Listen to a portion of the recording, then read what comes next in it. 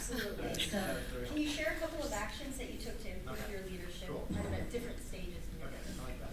All right, so I'd actually say there's two parts for me. One is study and one is practice. So on the study part, there are amazing leadership books out there, and I actually think it might sound a bit trite, but it's worth spending your time to figure out what are those top 10 leadership books.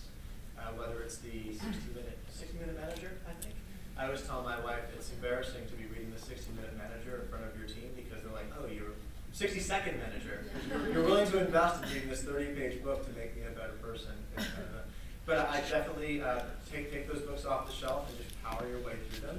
There are always these kind of useful frameworks, and I tend to find that some of the lessons through those books pop into my mind, and I reread those books every few years. The 7 Habits of Highly Successful People, another one of those kind of favorite books that I love to read through. And then the second part on practice is find opportunities to be a leader. And raise your hand for those opportunities. Sophie and I were actually chatting about this at lunch. These things don't come to you, and I think I'll go all the way back to, when I was in high school, I decided to run for my class vice president role, and I was the dramatic underdog. We had dramatic underdog.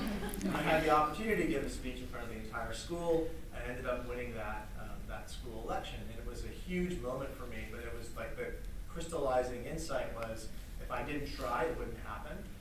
And so whenever, throughout my career, I've always, and we'll talk more about them, repeatedly, I've looked for the opportunity and I've approached somebody to say, hey, I think there's a leadership role here. I would like to be in that leadership role, whether a formal role, like it's an actual job, or an informal role where we need kind of, cross-regional collaboration or something of the sort. So I'd say the two things, study and practice, are probably two good principles to think about.